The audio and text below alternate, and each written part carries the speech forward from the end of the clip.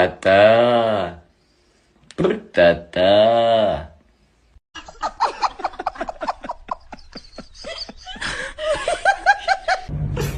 Sayang. Yang ayang. Yang banyak lupa di ana. Ayah ayah ayah ayah ayah